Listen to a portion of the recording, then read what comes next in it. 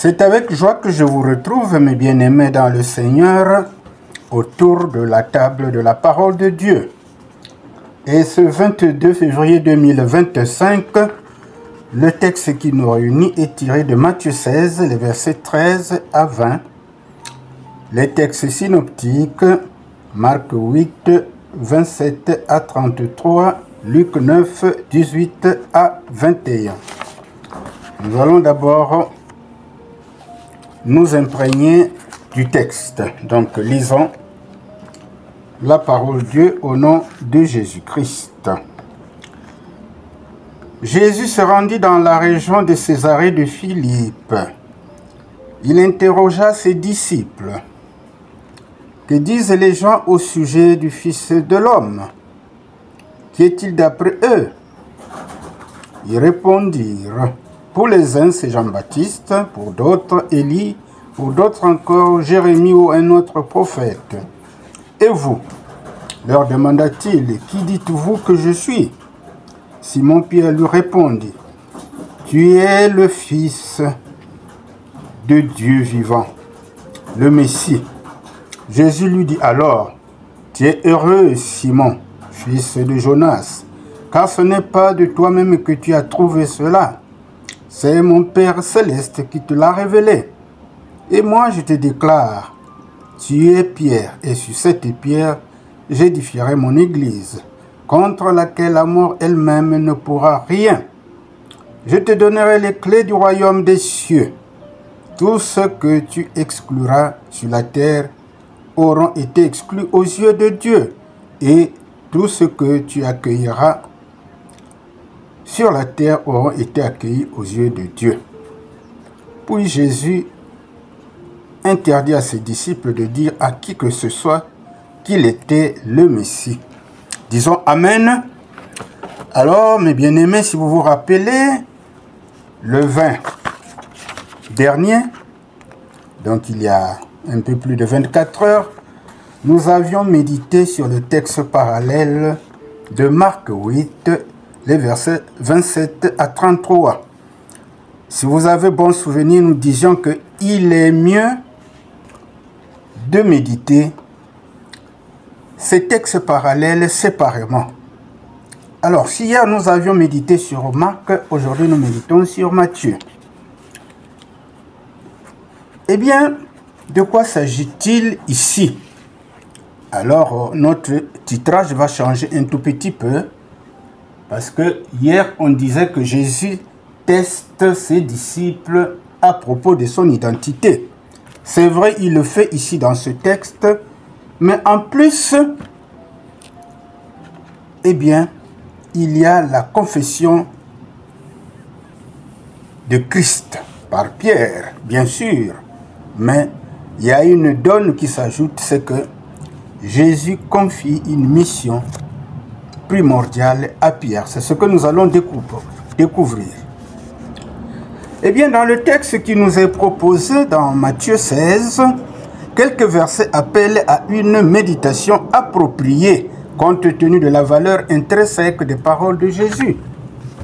Alors, ce sont ces paroles qui vont faire l'objet de notre méditation. Et nous avions sélectionné 3 paroles. La première, lorsque Jésus dit à ses disciples, d'après les gens, qui suis-je? Qui est le Fils de l'homme? La deuxième parole, et vous, que dites-vous que je suis? La troisième parole, je te donnerai les clés du royaume. Ça, c'est Jésus qui le dit à Pierre. Alors, venons-en à la première parole. D'après les gens, qui suis-je? Qui est le Fils de l'homme? Eh bien, les disciples répondirent. Les uns disent Jean-Baptiste, les autres Élie, d'autres encore Jérémie ou l'un des prophètes. Alors, découvrons brièvement la position de chacun des prophètes cités dans les réponses des disciples. Jean-Baptiste était une lampe qui brûle et qui illumine, comme nous le dit Jean 5, verset 35. Élie était vu comme celui qui doit précéder le Messie. Ça, nous pouvons le lire dans l'Ancien Testament. Jérémie passait auprès des Juifs pour un des prophètes les plus éminents. Alors, dans ses opinions diverses, toutes fondées qu'elles puissent paraître, il n'y a ni foi ni intelligence spirituelle. Dieu n'a pas laissé son peuple dans l'incertitude au sujet de son Fils. Au baptême de Jésus, le ciel s'était ouvert sur lui et la voix de Dieu le Père s'était fait entendre et disait: celui-ci est mon Fils bien-aimé en qui j'ai trouvé mon plaisir. Ce que nous pouvons lire en Matthieu 3, versets 16 à 17. Non seulement cela, mais toute la vie de Jésus avait prouvé qu'il était Emmanuel, c'est-à-dire le Christ, le Fils de Dieu, au milieu du peuple. Aujourd'hui, nous trouvons des opinions plus diverses encore sur ce qu'est Jésus. Les uns disent c'est un homme de bien et un grand réformateur. Les autres, c'est le fondateur de la religion chrétienne à laquelle on doit la civilisation actuelle. Mais si on pose à ces gens la question suivante: Jésus est-il le Fils de Dieu? Alors ils répondent évasivement, si ce n'est négativement. Le mystère est que Dieu présente à notre foi une personne, car il faut un sauveur. C'est ici le témoignage que Dieu, dans son amour infini, nous a donné la vie éternelle, et cette vie est dans son Fils, Jésus-Christ. Ce que nous pouvons lire en 1 Jean 5, les versets 11 et 12. La deuxième parole de Jésus: et vous, que dites-vous que je suis? Alors c'est l'occasion pour Pierre de proclamer sa foi en Jésus-Christ. Et les paroles de Jésus suite à la confession de Pierre sont capitales. Jésus dit en substance: c'est mon Père qui est dans les cieux qui te révèle cela. Et moi aussi je te dis que tu es une pierre, et sur ce roc je bâtirai mon église, et les portes du Hadès ne prévaudront pas contre elle. Alors c'est comme si Jésus disait à Pierre: tu confesses ce que je suis, et moi aussi je dis ce que tu es par grâce et par la foi en ma personne. Tu es une pierre, de même nature que moi.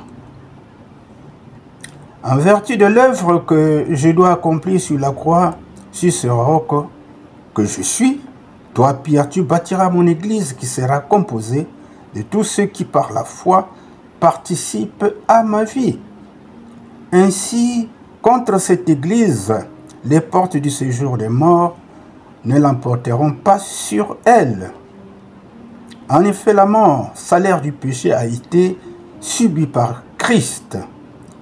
Et Satan demeure sans force contre ce qui est bâti sur ce roc éternel de vie.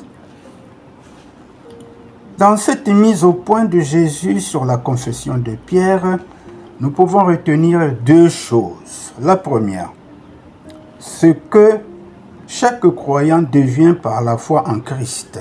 Eh bien, chaque croyant, par la foi en Christ, devient une pierre vivante, que nous pouvons lire en 1 Pierre 2, verset 5. La deuxième chose, l'Église, bâtie par Christ, est composée de l'ensemble des pierres vivantes, dont l'édification a commencé à la Pentecôte et continuera jusqu'au moment où la dernière pierre sera ajoutée, c'est-à-dire la dernière personne convertie. Le mot Église est mentionné pour la première fois dans l'Évangile. Ce terme est employé uniquement dans l'Évangile de Matthieu. Vous pouvez lire aussi Matthieu 18, verset 17. En disant mon Église, Christ veut dire que lui seul en est l'architecte, le bâtisseur, le propriétaire et le Seigneur. Troisième parole de Jésus. Je te donnerai les clés du royaume. Les interprétations à ce sujet peuvent être diverses, mais en ce qui nous concerne, nous allons vous donner notre compréhension. Eh bien, outre le concept de l'Église, Jésus parle du royaume des cieux, car Christ possède aussi la royauté sur son peuple terrestre et sur tout l'univers.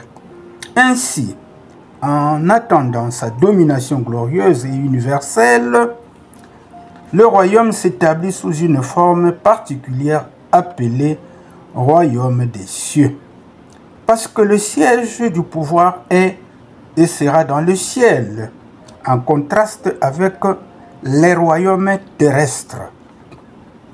Et on entre dans le royaume des cieux en reconnaissant l'autorité du Seigneur Jésus et en le reconnaissant comme sauveur.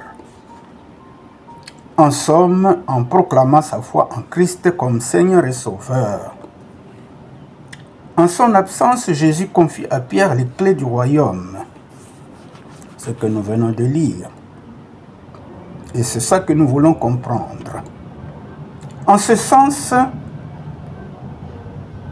Pierre devait ouvrir la porte à tous ceux qui reconnaîtraient l'autorité du Seigneur, juifs comme gentils.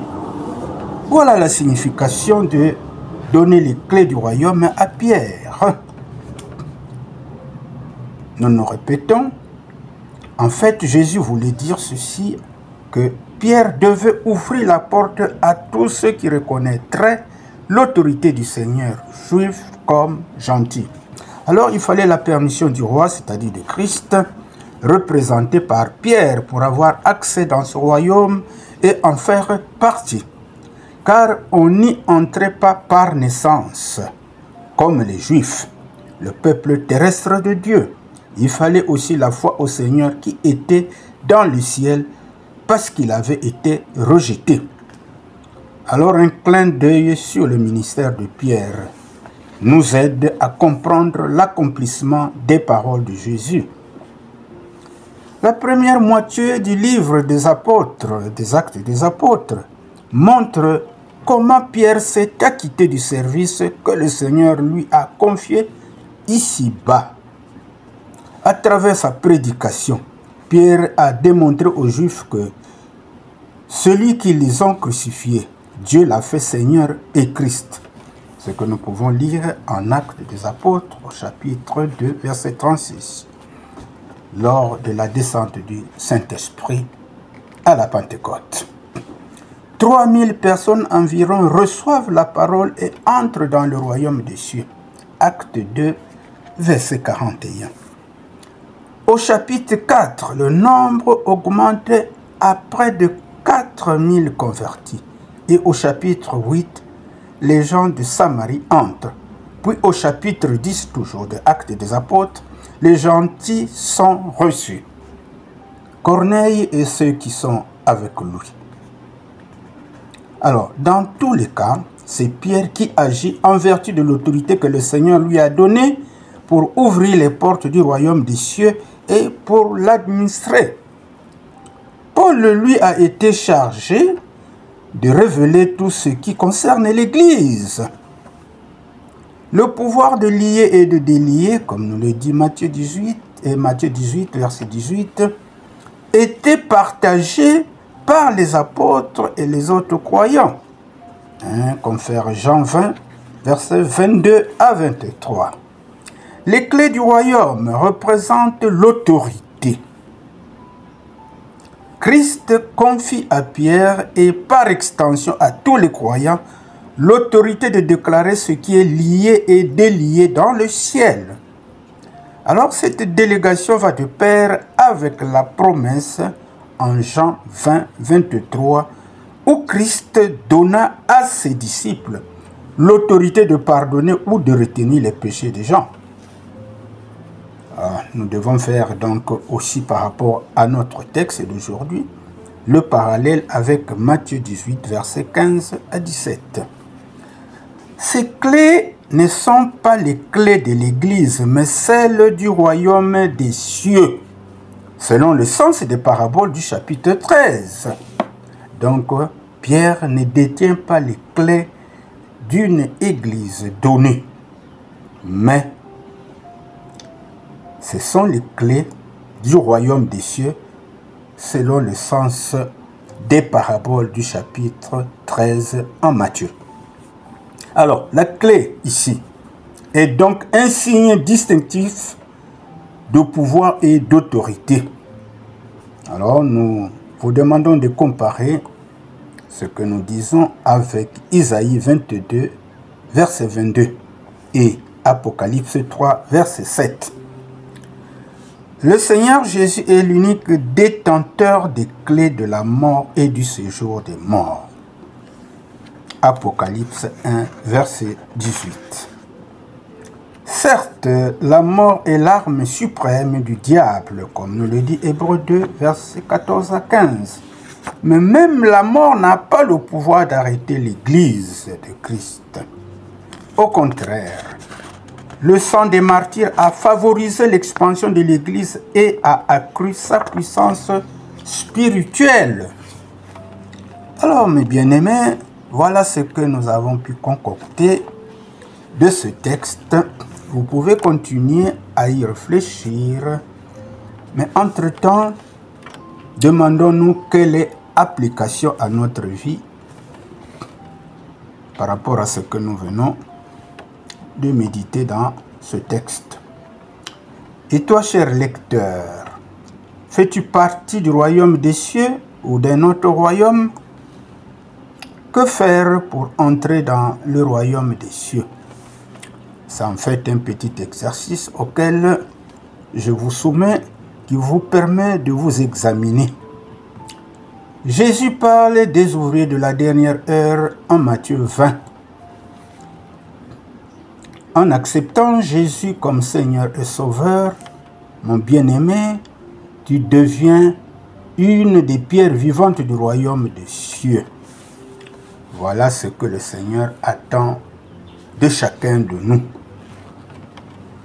Si je ne connais pas Christ, alors je suis interpellé à être l'ouvrier de la dernière heure pour que j'ai les mêmes avantages que ceux qui sont entrés avant moi. Merci mes bien-aimés, soyez bénis dans le nom de notre Seigneur Jésus-Christ.